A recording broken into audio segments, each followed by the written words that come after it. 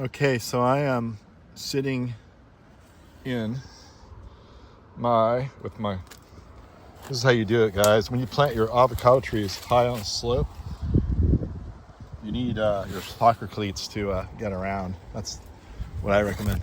But I'm sitting high atop my Jim Bacon avocado tree. Look at that big, beautiful fruit. That is big. Big, big, big. That's about as big as they get for Jim Bacon. I would guess that's maybe about a 10 to 12 ouncer. I might have a scale, we could weigh it. But anyway, this year, after 4 years of drought, I felt extremely sorry for my tree because the irrigation is not running right there. So we're testing what it's like to grow dry farming avocados that are established trees. And that's fine enough, I think, during normal rainfall, but we had this horrible drought. And so this year I decided, okay, you know what I'm going to do? I'm going to throw you a bone. And I had very little production on it, and the avocados were getting smaller. I still had production, but not much. I'm going to throw you a bone, and I am going to give you some water. Not very much water, and not very often, but I'll give you some. And so I threw the hose on this thing, I don't know, maybe 4 or 5 times over the summertime. Watered it down. And oh my goodness, look at this. It's like, oh my goodness. And now, of course, we've gotten the monsoon rains that are back. 3 weeks of rain. Basically, in 3 weeks, we had an entire season's worth of rain. No, in the Sierra, we had 2 seasons worth of snowfall. Am I getting this right? Maybe it's 200% of normal right now. But anyway, some ungodly amount of precipitation we got. It hasn't been that wet and that short of a period since 1892 when Sacramento completely flooded. But we do have some storm measures in place now to handle that, so it didn't happen this year. But anyway, the point being that I think that dry farming avocados on Northern California slopes in the East Bay of San Francisco is entirely feasible. But if you do get a 4-year drought, you really should water them a bit. They'll make them so much happier. And I'm also noticing there's some deadwood in the trees. And this is what you do with the deadwood. You just pull it out and you throw it on the ground and you leave it there. That way mimicking a natural forest, just like this. That's all you really need to do.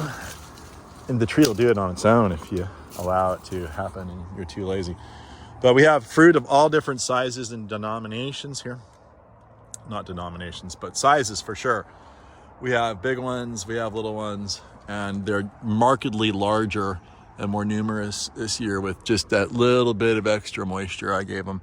So anyway, I'm pretty excited. I'm going to pick a bunch of fruit, and I'm going to send the smaller fruit to my kids, and we're going to sell the big, beautiful fruit.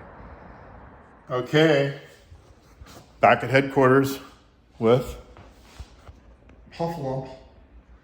And here we are, we're gonna weigh our avocado. This is one of the larger Jim Bacons I've ever seen. They probably get larger than this if you actually fertilize and water your trees, but I don't. I watered it a little bit this year. We didn't get anything this big last year, so maybe my little bit of watering did some good. Well, I'm sure it did. And then these are some Pinkerton that fell off the ranch trees too early, which is a bummer. But we'll see. This one shouldn't. It's right now. You probably won't see this video for a while because I have a lot of videos backed up. But today is January 22nd, 2 days away from my birthday. I'm going to be 29 years old all over again. Perpetually, and at least in my brain. Actually, I'm really about 17 in my brain, and I keep looking in the mirror, getting confused. Like, that doesn't look like a 17-year-old. Anyway, so let's see how much our typical Pinkerton weighs. I'm guessing that all things not being equal, this one's bigger. So I'm gonna guess that this guy You got to put in your bets right now. I'm going to guess he weighs 10 ounces. It's a pretty good sized fruit. So first of all, let's weigh the Pinkerton just for giggles. What do we have here? What do we have? Ooh, 7.5. Okay, so this might be more like 9. I don't know, we'll see. Maybe it's 10. Is it 10? Is it? No, it's almost 9. I was close. I was optimistic. So there you go. That's a 9 ouncer. That's a pretty big fruit. The typical Hass size fruit you'll find in the stores is about, a little bigger than this. Let's call it. That's about right. So I'm going to say 6 to 7 ounces is your typical. Oh, that's only 4. Wow, it's not very big at all. But yeah, you'll get some bigger than that, but that's about the minimum you'll find in the stores. But that's a pretty big fruit here. And here's one of the big old Gordo Grags. Big guy, let's just see. For cakes, probably 20 ounces. What do you think? At least 16. Oh, that's going to be 17 ounces for that one. That's a big boy, but they get much larger than this. So anyway, there you go. That's your beautiful, smooth skin, edible skin, Jim Bacon avocado. Looking great. I harvest these. They come onto the tree, March, April, and then they need until, January. So it's about 10 months on the tree to get to ripeness to eat. And then to maturity. Maturity and ripeness are two different things. Maturity is like ready to pick. It's still going to be rock hard.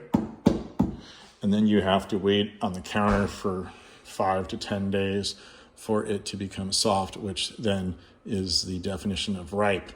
You can eat the skin on this one, super delicious. And I just think the shape is just so pretty and sexy, compared to just some of the more boring shapes. Like that's a Pinkerton. Still a good shape, but I really do like Jim Bacon. They have a great flavor. They're a little bit bland early in the season, like most avocados, and then they get richer and richer. But it's a lazy man's avocado, and that you could just cut it and eat it. And that's pretty much the order of the day.